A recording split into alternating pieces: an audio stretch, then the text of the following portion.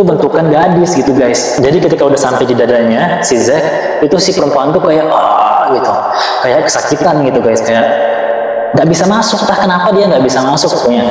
Assalamualaikum guys, halo semuanya, baik lagi nih bareng Ane Maman di channel GF Station atau Good Friend Station, yang artinya stasiun bagi teman-teman yang baik seperti kalian semua.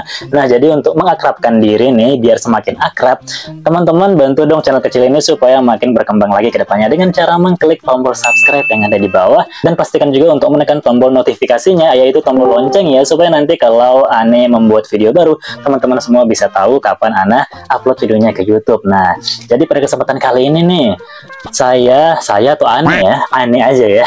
Jadi pada kesempatan kali ini Ane nggak bakal ngereaksin video tentang video random ya pada konten kali ini, tapi kita akan cerita tentang salah satu kejadian mistis, kisah nyata, kisah horor yang terjadi pada seorang teman kita, sebut saja namanya Zack ya.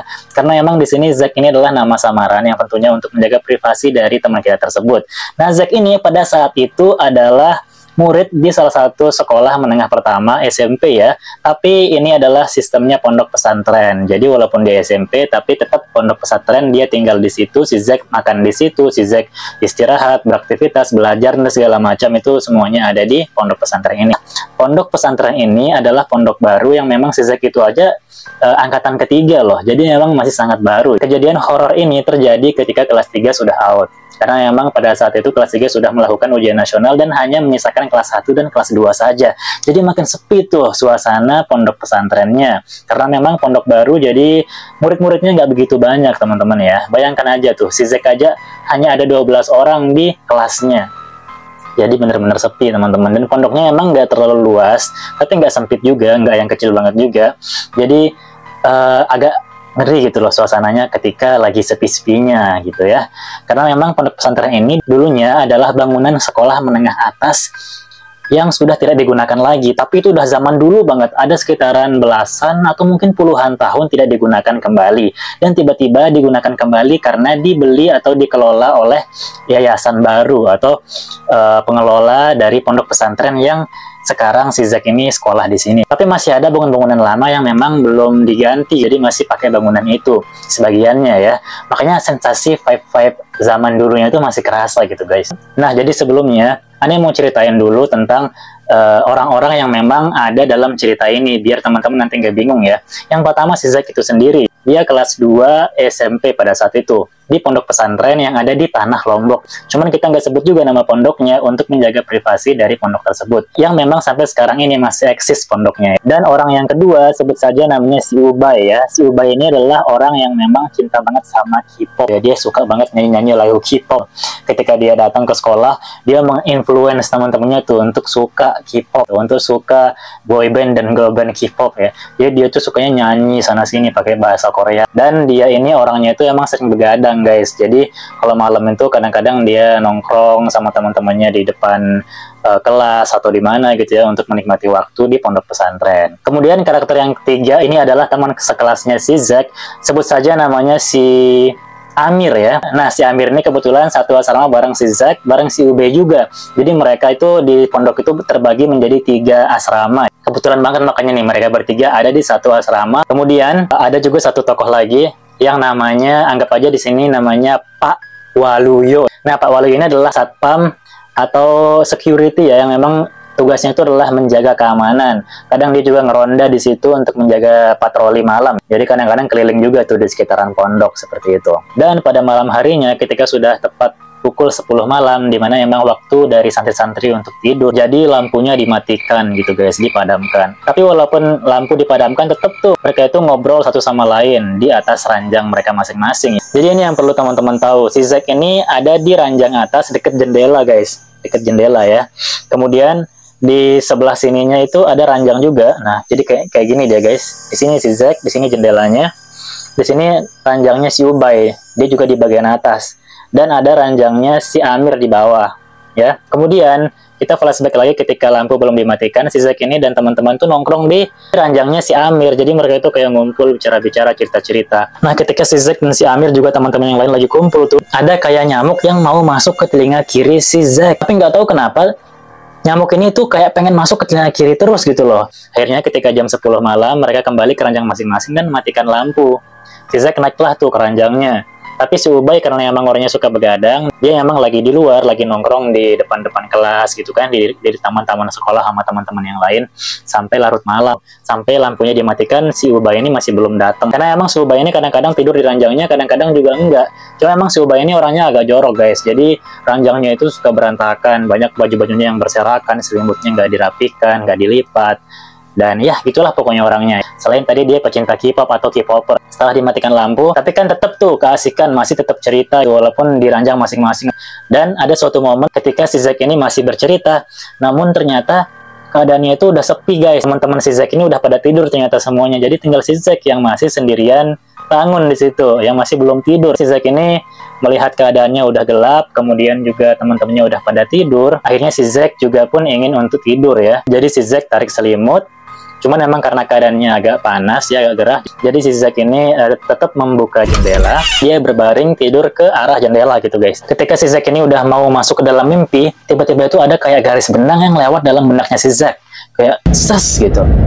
Jadi kayak kebangun lagi, tidur lagi mau masuk mimpi, ada lagi kayak benang yang lewat, ces, jadi kebangun lagi. Itu terjadi berulang-ulang sehingga Zack nggak bisa tidur. Lalu si Zack berdoa lagi supaya cepat tidur. Akhirnya si Zack membaringkan dirinya lagi di kasurnya, dan tiba-tiba kayak ada aroma rokok gitu guys. Siapa yang rokok gitu loh? Anak-anak pondok pesantren juga nggak ada yang rokok. Cuman memang Pak Waluyo ya kadang-kadang sering rokok, karena memang dia adalah satpam atau security yang memang kerja di situ. Tapi nggak ada Pak Waluyo juga di samping jendela. Si Zacknya juga ngelihat di luar jendela tuh nggak ada. Di luar jendela itu nggak ada Pak Waluyo. Kok tiba-tiba dari mana ini bau asap rokok? Padahal nggak ada asapnya juga. Cuman bau rokoknya itu keras banget guys. Akhirnya si Zack bodo amat aja gitu, karena emang si Zack ini orangnya nggak takutan guys. Orangnya itu agak sedikit berani. Cuman kalau diganggu terus ya pasti ngeri juga gitu ya. Nah, ketika si Zack mau tidur lagi, memang aroma rokoknya itu udah nggak ada guys. Tapi nyamuk yang tadinya mau masuk ke telinga Zack itu datang lagi guys.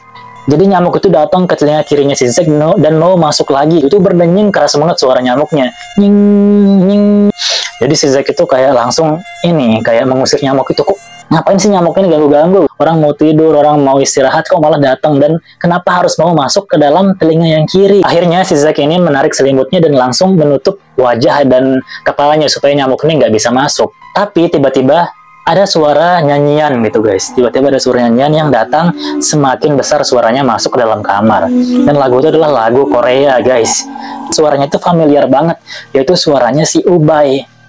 Nah, jadi dalam hatinya si Zack ini, wah syukurlah si Ubay datang nih. Jadinya si Zack ngerasa nggak sendirian, jadi rasa takutnya itu nggak setakut yang tadi. Tapi dengan mata terbuka, badannya si Zack itu tidak bisa bergerak pada saat itu, kayak kerasa kaku gitu, nggak bisa digerakin, berat banget. Si Ubay datang masuk sambil nyanyi-nyanyi lagu Korea. Kemudian si Ubay naik ke ranjangnya, karena emang ranjangnya terbuat dari besi, jadi ketika ada orang naik ke ranjang itu, suara ranjangnya itu kayak nyet nyot nyet nyot gitulah. Maklum lah ya kalian, suara besi tau lah kayak gimana. Akhirnya naik, kemudian si Ubay bersih-bersih ranjang ya, jadi kayak dia itu apa sih bahasa Indonesianya? Kalau bahasa daerah aneh itu mempertak ya. Jadi kayak dibersihin. Karena saking kerasnya dia membersihkan ranjangnya, karena emang kotor kan sebelumnya. Karena saking kerasnya hempasan anginnya itu menghempas selimutnya si Zack. Selimutnya si Zack ini terhempas, yang membuka selumburan dari wajahnya si Zack. Si Zack bersyukur banget tuh, dengan mata yang masih terbuka, si Zack ini mau minta tolong, dan si Ubay langsung berbaring. Cuman si Zack ini masih belum bisa bergerak guys. Dan tiba-tiba ada sosok perempuan datang ke atas ranjangnya si Zack. Tiba-tiba ada aja gitu perempuan ini, nggak tahu dari mana datangnya. Dan bentukannya perempuan ini seperti gadis, namun wajahnya pucat, dia cantik, dan menggunakan pakaian hitam legam banget. Tapi wajahnya tuh pucat banget. Dan tiba-tiba perempuan ini langsung kayak mau merasuki tubuhnya si Zack. Tapi si Zack ini lihat dengan jelas gitu, cuman badannya nggak bisa gerak. Jadi perempuan itu, misalkan ini badannya si Zack ya, perempuan itu datang, perempuan entah dari mana datangnya, kemudian kakinya tuh masuk ke dalam kakinya si Zack. Dia ngambil posisi gitu guys, kaki kanannya duluan atau kaki kirinya, nggak tahu lah, pokoknya kakinya dia masukin satu-satu, dan itu tembus ke dalam badannya si Zack, masuk. Cuman ketika si perempuan itu mau masuk ke dadanya si Zack, kayak mau tidur gitu kan, jadi kayak dia itu masuknya kayak gini guys, kaki terus masuk. Nah, pas sampai di dada itu si perempuan tuh nggak bisa masuk. Si perempuan tuh langsung kayak wah gitu, kesakitan guys. Itu kayak teriak-teriak dan didengar banget sama si Zack, jelas banget suaranya. Suaranya itu kayak suara nenek-nenek tua, tapi bentukannya itu bentukan gadis gitu guys. Jadi ketika udah sampai di dadanya si Zack, itu si perempuan tuh kayak gitu, kayak kesakitan gitu guys, kayak nggak bisa masuk. Entah kenapa dia nggak bisa masuk pokoknya. Mungkin karena si Zack sering ngaji, sering beribadah atau gimana, sehingga makhluknya nggak bisa masuk ke dalam tubuhnya. Pada saat itu si Zack ini kan dihantui terus-terusan dari kayak ada benang di dalam benaknya yang tiba-tiba bikin dia bangun, kemudian diganggu sama aroma asap rokok yang sangat keras banget, terus ada nyamuk lagi yang selalu mau masuk ke telinganya. Sekarang ada perempuan yang tiba-tiba mau masuk ke dalam tubuhnya si Zack. Makanya dia itu karena dihantui terus dengan banyak hal seperti itu, ya gimana nggak takut itu loh. Jadi ya pasti ngerasa ngeri juga kan. Kemudian si Zack itu akhirnya kayak berusaha untuk bicara, berusaha untuk minta tolong ke teman di sampingnya, yaitu si Ubay. Kayak, Ubay gitu, Ubay tolong dong bantu. Dengan susah payah dan baca doa dalam hati, akhirnya kepanggil lah si Ubay gitu, kayak Ubay bantu dong. Dan ketika suaranya si Zack itu keluar untuk minta tolong kepada si Ubay, perempuan tadi itu udah hilang entah kemana. Dan syukurnya si Ubay itu terlepas dari gangguan perempuan itu. Dan ketika dia bangun, ternyata plot twistnya teman-teman ya, ini adalah plot twistnya teman-teman, karena dengan keadaan asrama yang gelap gulita, yang hanya diterangi oleh lampu luar yang masuk dari jendela ke dalam asrama, itu si Zack melihat sekelilingnya semua orang udah tidur. Dan yang paling mengerikannya itu, si Ubay nggak ada di ranjangnya, si Ubay nggak tidur di kasurnya ternyata, dengan kondisi kasurnya yang masih berantakan itu teman-teman.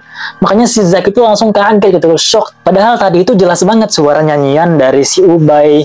Kemudian dia naik ke ranjang juga, suara ranjangnya yang nyet-nyot itu kedenger dengan jelas. Dan ketika si Ubay ini membersihkan kasurnya, itu kan anginnya menghempas ke selimutnya si Zack, dan emang selimutnya terhempas guys. Jadi si Zack ini langsung shock banget ketika melihat si Ubay nggak ada di kasurnya.